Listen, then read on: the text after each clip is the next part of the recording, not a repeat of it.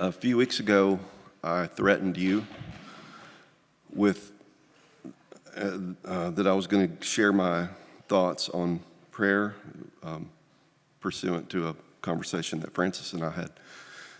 And I've kind of been waiting for the perfect time when I felt perfect, and I haven't felt perfect.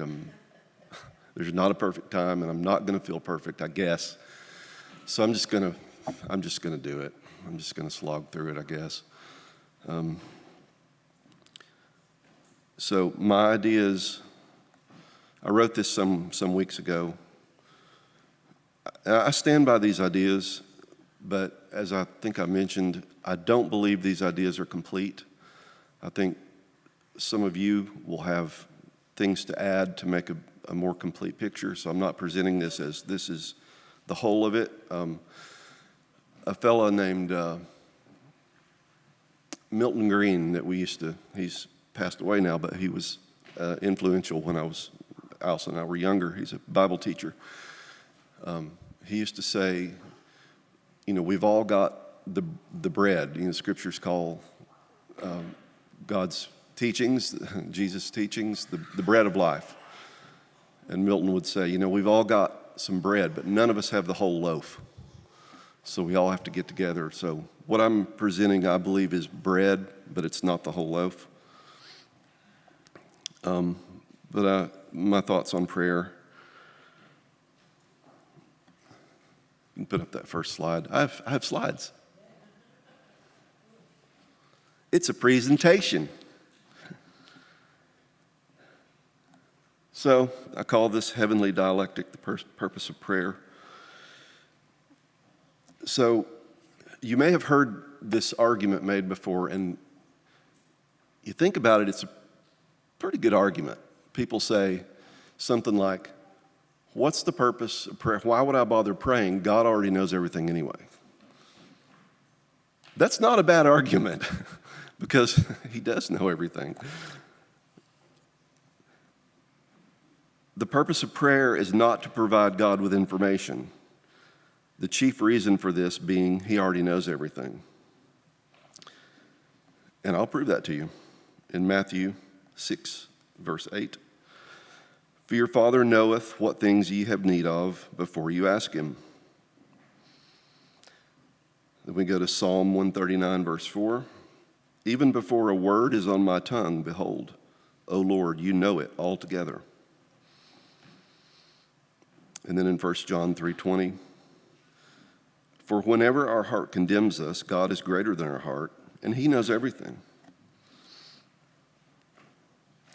He knows everything. There's nothing you're going to tell God in prayer that's going to surprise him. He knows what you need. He knows what you need, even the things that you don't know you need. He knows what you need. He knows what you want. So you're not going to give God some information that he didn't previously have. So that's not the purpose of prayer. The purpose of prayer is not to provide God with information because he already knows everything. So I think prayer should more properly be thought of instead of simply asking a question, wanting to know, hey God, I have a question. I want you to answer my question. Or, hey God, I want to tell you something that I think, and I want you to have the information that I have. I'm going to give you some information, or I'm going to come to you to get a piece of information.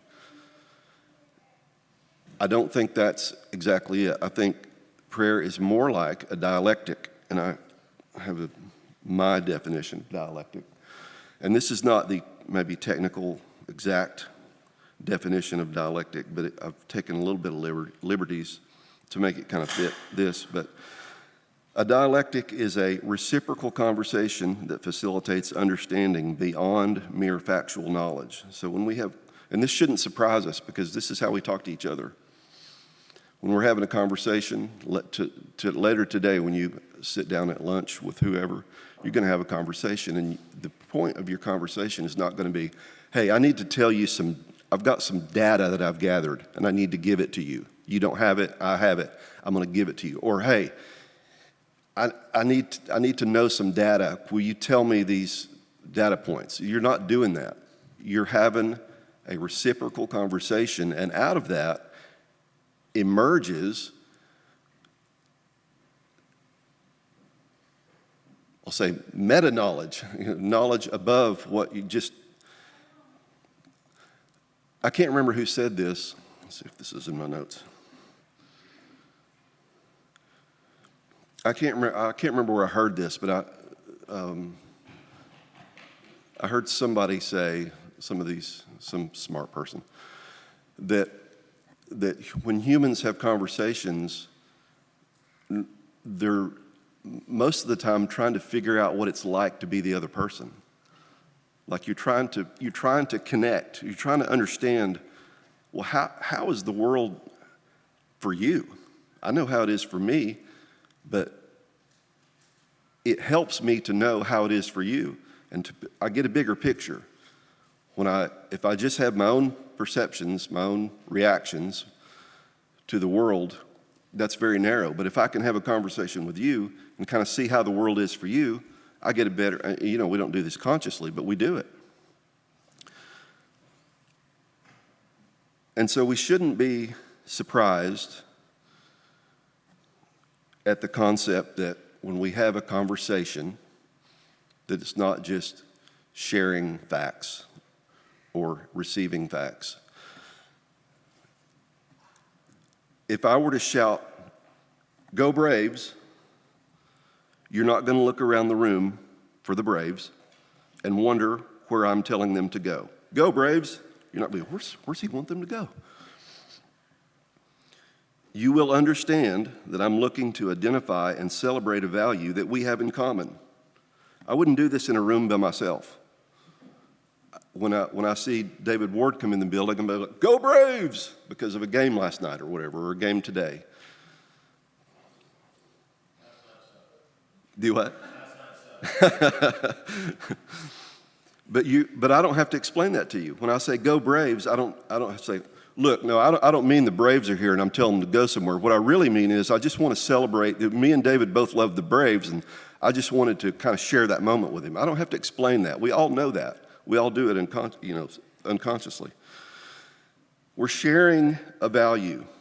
Just that simple statement is me and David, or me and Nehemiah, more likely Nehemiah and David, because I couldn't care less about sports. We're sharing a value. We're celebrating a value that we both have in common. You may have figured out that I'm relating this to prayer.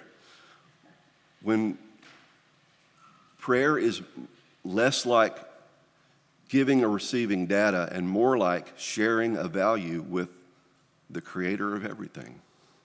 Sharing values. He's got values. He told us about them. And now I can talk that back to him. I can talk back those values. Or by saying "Go Braves," I might be exulting in the victory that my beloved Braves won over your stinky team, whoever they may be. In either case, the statement isn't about conveying information. It's about sharing an experience, even if we have different perspectives about it. So David may come in, I'm like, "Go Braves," because we won. Or you may be a Mets fan, and I'm like, "Go Braves," like in your face. But it's still it's a statement, it's a conversation over a common value.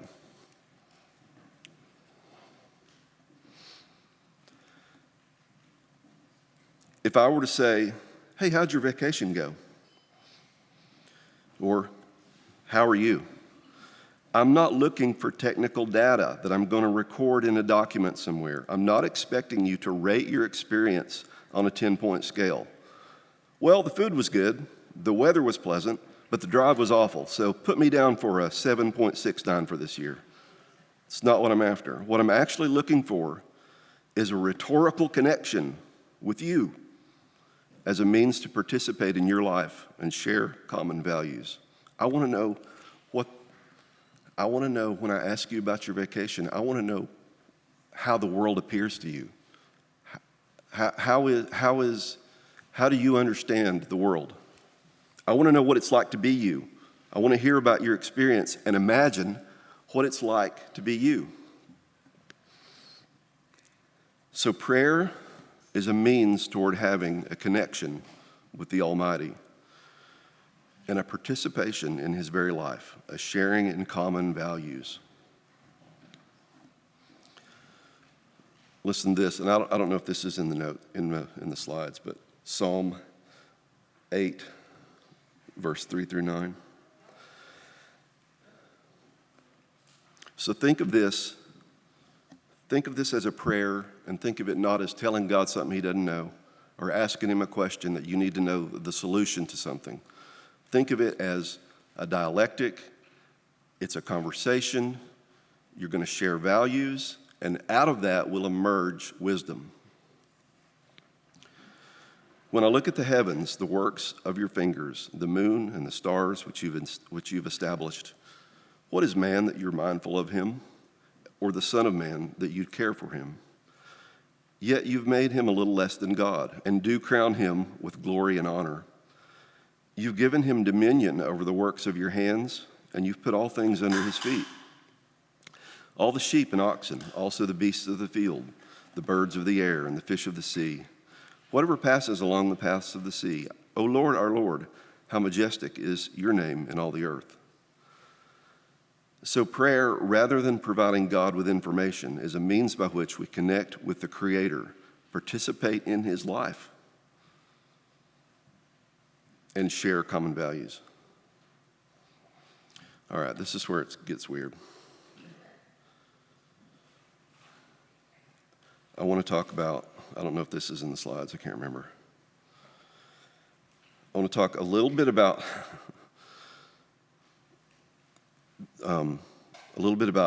AI, a thing called Moravec's paradox, and a thing called relevance realization. So when AI started really cooking, it's probably in the maybe early 2000s. It'd been around since, the 50s or earlier, but it really started cooking in the 2000s. They really, because our computational power got to the point where we were able to do some stuff, right? The assumption had been all along that, our consciousness, our human thought is basically computational. We're solving problems. We're like a calculator. Like I have a calculator, I have a pocket calculator, and maybe this is 1974, so it's like this big. It's not that powerful, but it can do math really good. So I can put in, I can do like really complex multiplication, big numbers, and it does it just like that. So the assumption is, what if this pocket calculator was twice as fast or twice as powerful? I can solve twice as complicated problems. Well, what if it's 10 times more powerful? I can solve problems that are 10 times more complicated. Well, on and on and on and on and on until I can solve any problem. With a fast enough, powerful enough computer, I can solve any problem. And I can solve thought. I can solve consciousness. This was what the assumption was. The problem came, and it's sort of embodied in this Moravec's paradox. Moravec's paradox basically states that, there's two pieces to it. The first piece is very intuitive, and that is that things that computers seem to find natural and easy, a lot of times human beings find very difficult, like multiplication of two numbers that both have 9 digits. Good luck with that. But a computer can do it just like that. So the other half of the paradox is, and this is the one that they began to discover in the early 2000s, things that are natural and even unconscious that humans do with no thought whatsoever, easy, computers have a difficult time doing. That was the surprise. And that's when they thought, oh man, our assumption about consciousness being a merely computational prospect, we were wrong. Like, consciousness is not computational at all, really. Not at the basis of it. And so they were kind of bummed because their assumptions were crushed, but they kept going. And it seems to me like the AI guys and the cognitive science guys kind of met in the middle and have had some overlap of interest. Because the cognitive science guys have figured out that, and they call it different things, but in studying consciousness, they've sort of come to the place, and it's still, they haven't figured it out, but they have come to the place where they think that what makes human beings different than a piano or a dog or a horse is that we're able to block out most of the sensory input that's around us. We block out almost all of it. We're aware of only a very small fraction of what's going on in the world. And that you have to do that because you're not big enough to think about all and perceive everything that's going on. And so human being, they call it different things, but I like the guy that John Vervaeke calls it relevance realization. It's what makes you human. You're able to not think about everything in the universe that's going on right now. You're able to focus, pay attention to what's salient in the moment. And that's what computers have a very difficult time doing, even simple tasks. Because the computers are aware of everything. AI is aware of everything. It's like, I don't know how to filter all this stuff out. I don't know what you want me to do. And so it basically just sits there and dithers, and it doesn't do anything like what humans can do, at least not yet. So this power that you have, this God-given characteristic of relevance realization, where you're able to focus and think about and perceive only the salient things, only the important things in any given moment, is a miracle. It's an absolute miracle because we can't recreate it. That's what makes you human. And it's what we do when we have a conversation. We focus all the different things we could talk about. We don't. We talk about what we do talk about, which is what's important, what's salient in the moment. Prayer affords an opportunity to apply relevance realization at the spiritual level because we have to discriminate among the indefinitely large number of things we could pray about. We're forced to reevaluate our priorities and check that they conform to what we understand of God's priorities. You have limited time. You can't just pray about everything. Prayer affords an opportunity to apply relevance realization at the spiritual level because we have to discriminate among the indefinitely large number of things we could pray about. We're forced to reevaluate our priorities and check that they conform to what we understand to be God's priorities. So I know, even if I pray hours and hours, some people pray for hours. Even if you pray for hours and hours, that's still a limit. Like there's a limit to how much you can pray. There is a limit. So that means you can't pray about everything. There's more things to pray about than you can pray about because you only have so much time. You're only going to live so long.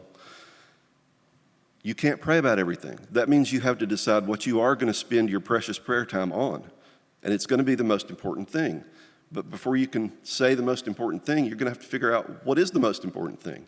So you're forced to go through this discrimination process. That's part of the power of prayer, is it forces you into a spiritual relevance realization. I've got this precious commodity, which is time. How am I going to spend it? I got to spend it on I'm going to have a dialectic with the Creator about the most important thing, whatever that is. You have to make that determination.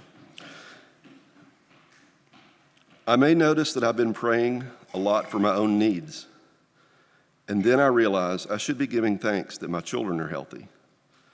Our sense of priority can drift as we allow our attention to be drawn away from the highest things. You can get distracted with lower things and forget the higher things. You've probably caught yourself doing it. I have.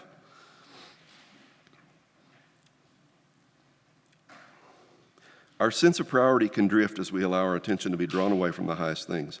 Prayer acts as a sort of recalibration of that system of prioritization. Prayer is a time when and we do it in conversations with each other as well, but you really do it in prayer, because I'm having a conversation with the creator of everything. It's like, I better pay attention to what I'm bringing to this conversation. And that process of examination and recalibration is part of the power and the necessity of prayer. We know this. The cognitive science tells us that thoughts become perfected through articulation of speech. In fact, speaking is considered part of thinking. It's part of the thought process. Thoughts really aren't complete until they're spoken or written, until they're articulated in some way. That's simple enough.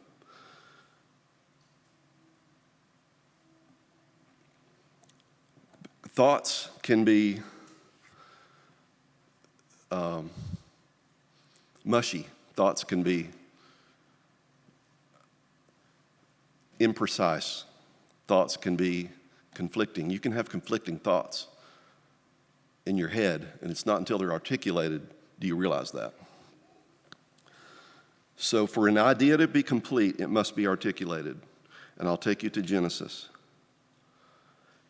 In the beginning, God created the heavens and the earth. Now the earth was formless and empty, chaos. Darkness was over the surface of the deep, and the Spirit of God was hovering over the waters. I'm hovering. And God said, "Let there be light." He didn't think it. Well, he did think it, but then he said it. The idea is not complete until it's spoken. He said, "Let there be light," and there was light. He saw that the light was good, and he separated the light from the darkness. He called the light day, and the darkness he called night. And there was evening, and there was morning, and the first day. It was speech that caused there to be light, and just as importantly, speech that named the light day and the dark night. In 1 John, we learn, in the beginning was the Logos. But as we see in Genesis, the Logos doesn't take form until it's spoken.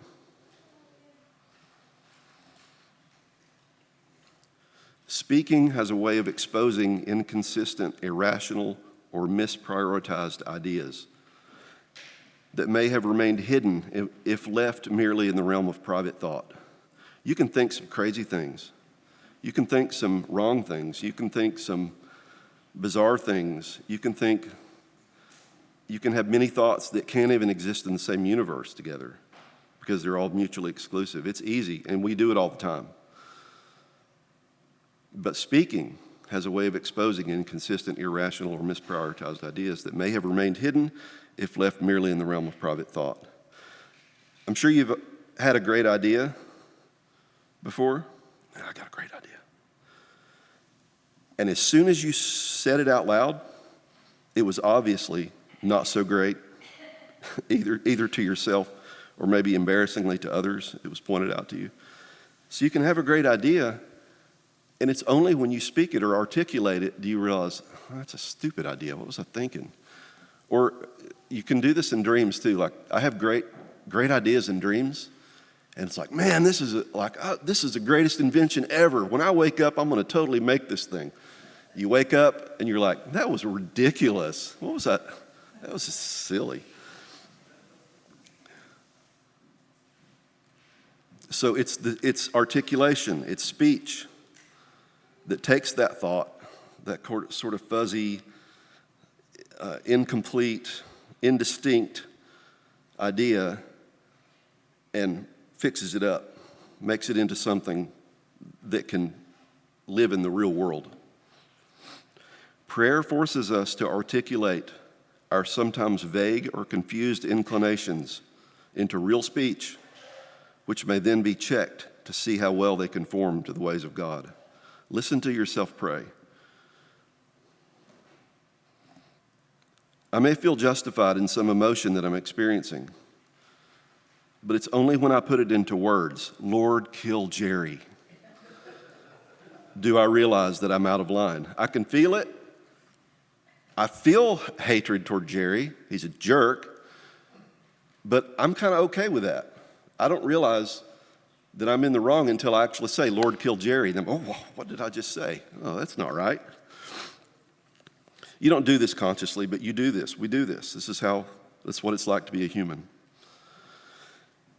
Prayer is fundamentally neither a giving of information to God, like a customer ordering dinner from a waiter, nor is it a simple gathering of information from God, like a student attending a professor's lecture. Rather, prayer, fundamental prayer, is a dialectic with the Almighty, a conversation that facilitates understanding beyond factual knowledge. Prayer is how we celebrate the overwhelming goodness we encounter when we find creation operating as intended. The scripture again, I look at the heavens, the works of thy fingers, the moon and the stars which you've established. O Lord, how majestic is your name in all the earth. And God says, I know, isn't it cool? I made it just for you guys. Thanks for noticing. Or when we are crushed under grief and loss and the whole world seems to disintegrate, prayer is where we speak of our burden to the Father of all. And he says, I'm sorry that you're suffering. I know very well what you're going through. I suffer too.